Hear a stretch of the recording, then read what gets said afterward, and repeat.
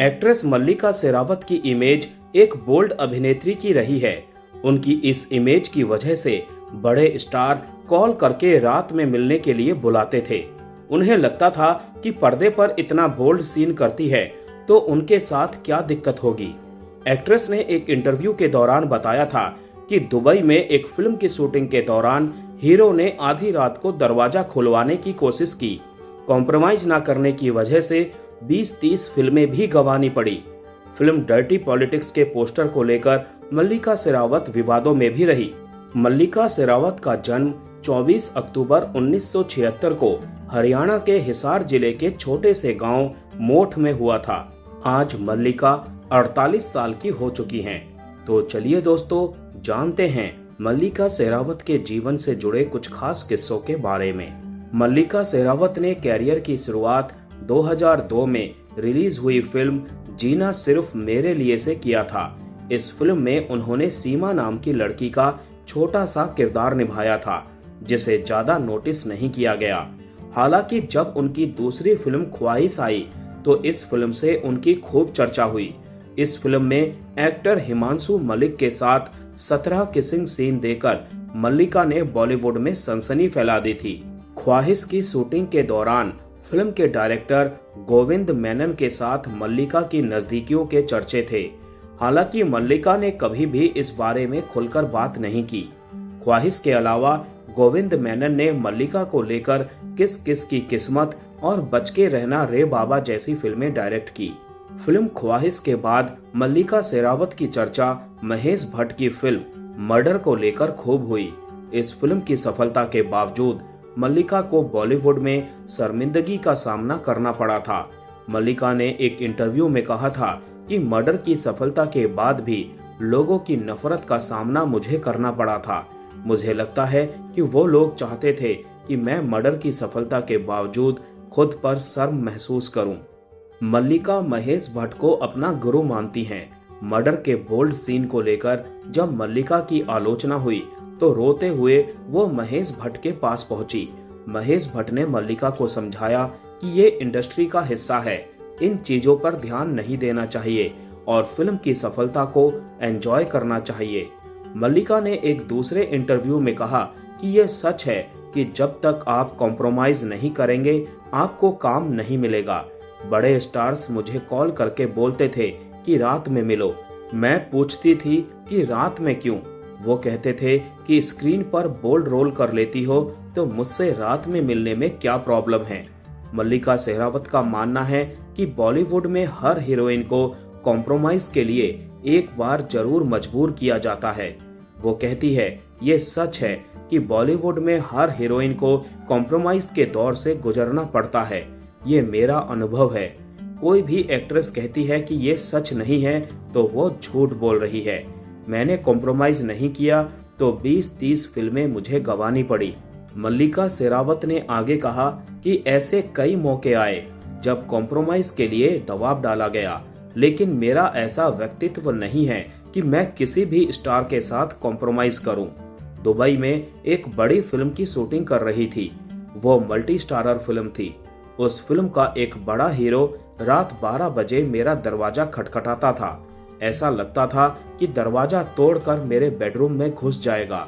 उसके बाद उस हीरो ने कभी मेरे साथ काम नहीं किया। मल्लिका को प्लेबॉय मैगजीन के कवर पर न्यूड पोज देने का ऑफर मिला था, लेकिन उन्होंने इस ऑफर को ठुकरा दिया था। उन्हें डर था कि इससे उनकी छवि और खराब होगी और बॉलीवुड से उन्हें ब्लैकलिस्ट कर दिया जाएगा। चीनी सुपरस्टार जैकी चैन के साथ फिल्म द मिथ में काम कर चुकी मल्लिका शेरावत उन्हें अपना भाई मानती हैं। मल्लिका कहती हैं, जब भारत में कहा जा रहा था कि मैं संस्कृति को खराब कर रही हूँ, मेरे पुतले जलाए जा रहे थे, मुझे गोली मारने की धमकी दी जा रही थी, तब जैकी चैन ने मुझे अमेरिका में बसने में मदद की। उन्होंने ही हॉलीवुड में मेरे लिए दरवाजे भी खोले। द मिथ के अलावा मल्लिका शेरावत डायरेक्टर जेनिफर लिंच की हिस, डायरेक्टर विलियम डियर की पॉलिटिक्स ऑफ लव और डायरेक्टर डैनियल ली की टाइम रेडर्स जैसी हॉलीवुड की फिल्में कर चुकी हैं। फिल्मों में कदम रखने से पहले मल्लिका शेरावत ने दिल्ली बेस्ड पायलट करण सिंह गिल से शादी की थी। लेकिन अपने सपने को पूरा करने के लिए उन्होंने करण से तलाक ले लिया। मीडिया रिपोर्ट्स के मुताबिक मल्लिका का एक बेटा भी है, लेकिन एक्ट्रेस ने कभी अपनी शादी और बच्चे के बारे में कोई बात नहीं की। मल्लिका शेरावत अपने फ्रांसीसी बॉयफ्रेंड सिरिल ऑक्सफेंस के साथ लिव इन रिलेशनशिप में भी रही हैं, लेकिन अभी खुद को वो सिंगल मानती हैं। मल्लिका का कहना है कि वो सिंगल रहकर बेहद खुश है और इस समय का वो भरपूर आनंद ले रही हैं। फिल्म डर्टी पॉलिटिक्स में मल्लिका शेरावत का तिरंगा लपेटकर बैठ जाना लोगों को काफी गैर जिम्मेदाराना लगा था। इसकी वजह से मल्लिका की काफी आलोचना हुई थी। इसके अलावा कांस फिल्म फेस्टिवल में देश को लेकर आपत्तिजनक टिप्पणी करने की वजह से भी उन्हें विरोध का सामना करना पड़ा था। दरअसल उन्होंने कहा था कि भारत के लोग किसी भी महिला की तरक्की नहीं देख सकते हैं। इस बयान के बाद उन्हें काफी ट्रोल किया गया था। मल्लिका राज सांडिल्य की फिल्म विक्की विद्या का वो वाला वीडियो में चंदा रानी की भूमिका में दिखी हैं। इस फिल्म में विजय राज के साथ उनकी केमिस्ट्री को खूब पसंद किया गया। राज सांडिल्य ने कहा कि मल्लिका शेरावत का किरदार उनको ही ध्यान में रखकर लिखा गया था। फिल्म में चंदा रानी की भूमिका के लिए ऐसी एक्ट्रेस की जरूरत थी जो मॉडर्न, तेज तर्रार और घरेलू भी दिखे। मल्लिका इस किरदार में पूरी तरह से फिट बैठ रही थी। ऐसा किरदार उन्होंने पहले कभी नहीं निभाया। राज सांडिल्य ने आगे बताया कि मल्लिका शेरावत काफी समय से बॉलीवुड में काम करना चाह रही थी, लेकिन उन्हें अच्छे किरदार निभाने के मौके नहीं मिल रहे थे। जब मैंने उनको बताया कि चंदा रानी का किरदार उन्हें ही ध्यान में रखकर लिखा गया है तो वो शॉक्ड हो गई। उनको नरेशन सुनाया तो वो काफी इम्प्रेस हुई। विक्की विद्या का वो वाला वीडियो मल्लिका शेरावत की कमबैक फिल्म मानी जा रही है। राज सांडिल्य ने कहा कि मल्लिका ने बताया था कि उनको वैसे ही रोल ऑफर हो रहे थे जैसा वो 20 साल पहले कर चुकी हैं, इसीलिए ज्यादा फिल्मों में वो नजर नहीं आई।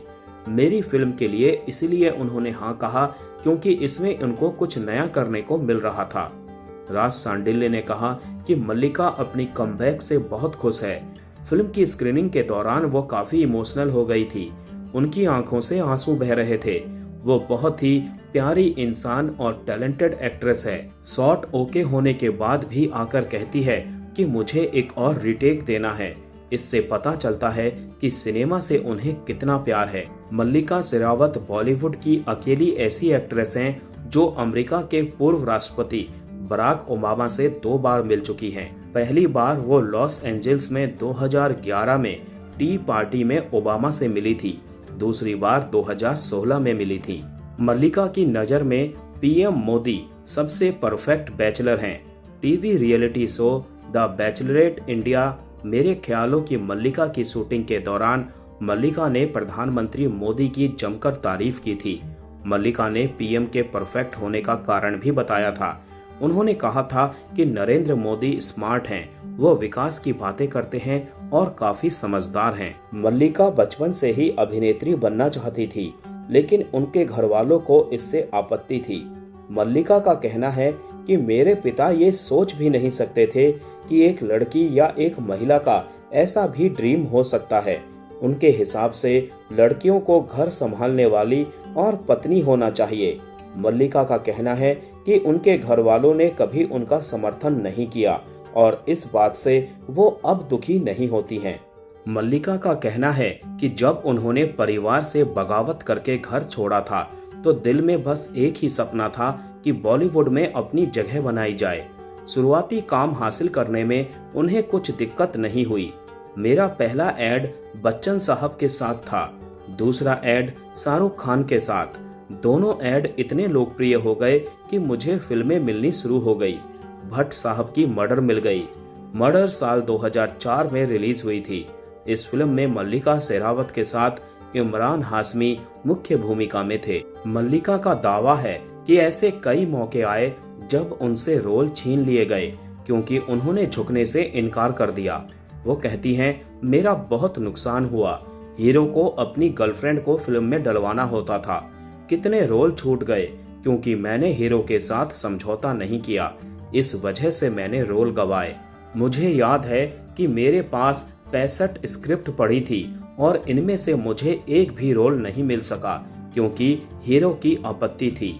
गुरु फिल्म में रोल काटे जाने को लेकर मल्लिका दावा करती हैं कि इस फिल्म में उनका किरदार एक मजबूत सपोर्टिंग किरदार का था, लेकिन इसे एडिट कर दिया गया और महज एक गाना ही फिल्म में रखा गया। साल 2007 में आई अभिषेक बच्चन की फिल्म गुरु का मैया मैया गाना काफी लोकप्रिय हुआ था। इस गाने में मल्लिका शेरावत नजर आई थी। मल्लिका ने बॉलीवुड में जितना काम किया है वो इसको लेकर संतुष्ट नजर आती हैं। मल्लिका कहती हैं कि जिस तरह से उन्होंने बॉलीवुड में काम किया है उस तरीके से वो खुश हैं, लेकिन वो ये भी दावा करती हैं कि जब वो बॉलीवुड में आई थी उस वक्त अगर कोई किसी मशहूर परिवार से नहीं आता या जिसका गॉडफादर नहीं होता, उसके लिए इंडस्ट्री में बने रहना काफी मुश्किल होता था। मल्लिका OTT प्लेटफॉर्म्स को गेम चेंजर बताती हैं। मल्लिका का कहना है कि सोशल मीडिया और OTT से पहले बॉलीवुड में अगर आप किसी मशहूर परिवार से नाता नहीं रखते या आपका कोई फिल्मी बॉयफ्रेंड नहीं है, कोई गॉडफादर नहीं है, तो बॉलीवुड में आपका टिकना मुश्किल ही नहीं नामुमकिन है।